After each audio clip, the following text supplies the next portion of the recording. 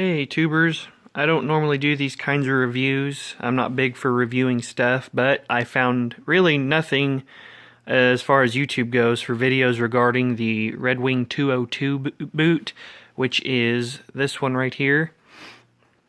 Now these aren't like a classic or either heritage line or something. This is just a normal work boot that is made in the United States. It even says on the tongue, made in the USA. Yeah, there we go. And I was even told whenever I walked in there to get them that this was one that was fully made here. So I wanted to give my review on it. I've had these for about, I'd say 4 months now. I got them because my crappy shoes, just normal tennis shoes for working at a small engine and lawn equipment shop, and then I was going and working warehouse work in the evenings, they weren't just holding up. So my dad and grandpa used Red Wing for years. They've lasted them a long time. I thought, okay, why not? These are good boots. I knew they were. I was afraid to drop the money on them. Well, it was money well spent. These Red Wing 202s were tough to break in. That's the biggest complaint I've heard. But it is well worth it if you can get past the first, I'd even say, couple months. They get comfortable after several weeks of wearing them, and then you keep wearing them and you keep wearing them, and they do. They get more soft, especially around your foot, mold to your foot, as you can see. I use something like Lexol to condition mine. I don't use mink oil because I'm not around water a lot. I use Lexol, and the Lexol has really softened these up. Not over softened, but made them really comfortable. So as far as the grip goes for the sole, you wouldn't think it would grip very well, but it does. We have oily concrete floors at work. These grip really nice. If it's wet or a little bit slick outside, these grip, pretty nice. I've not run into any problems with these slipping unless it's super icy outside. The welt on them isn't a Goodyear welt. I can't remember the name of it, but it can be resoled. This boot can be rebuilt if your uppers are in good shape. And as I got my other boot here, your soles can be taken out. I use a little bit of foot powder in mine to keep the moisture down in them. You can take those out and replace them. They have different options you can put back in there. So, really, I've scuffed them up. I've got them dirty. About once a month, I'll take some warm water and a little bit of mild dish soap. Use a stiff bristled brush. Really clean them the best I can. Let them dry.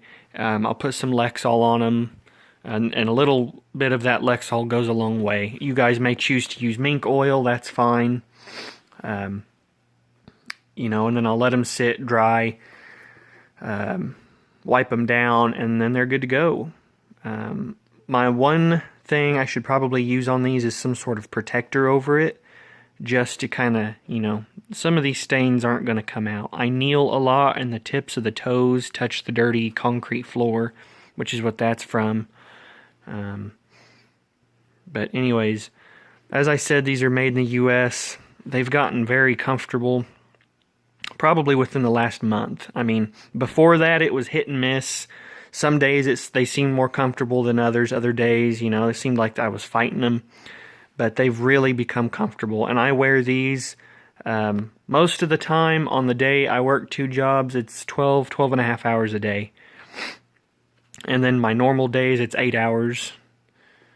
So I highly recommend these if you're in the market for just this is kind of a basic, no frills work boot. This design has been around for quite some time. The leather back here offers good padding against your leg. Good grip. The leather, I was warned whenever I bought them, the leather on these is a little bit stiffer, and they are very stiff. I recommend getting good wool or wool blend socks to really help your feet out. I started out wearing normal cotton socks, and they didn't cut it for me. So I went to the thicker socks, and it made a world of difference. It really helped the break-in period go much smoother. So as far as water resistance goes, I got them in some snow the other day. We got about 2 inches, which doesn't seem like much, but they got up on my toes and everything. Made my toes a little cold, but I dried them off, felt the inside. The insides were still fine, so I knew that the water really wasn't going through that leather. You can see here on the tongue that their tongues are sewed to the outer part of the boot there, or inner part, whatever you want to call it. And that's going to keep water, from really getting in your boot. It's going to help protect against that water. You got your, guess they call those speed laces, or I don't know what they're called. Anyways, the eyelets there for easy lacing it up on and off. You can see this leather, it's gotten really soft. They've broken in really nicely.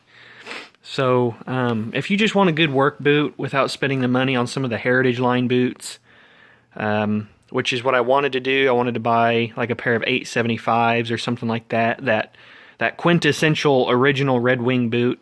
But I needed work boots, and I didn't want to get those too dirty or scuffed. And these work boots have been great. I paid right at $200 for them, and they're holding up nicely. These are going to last a long time. I'll resole them. Keep them clean, take good care of your feet, take good care of your boots. Buy a set of Red Wings because these are comfortable.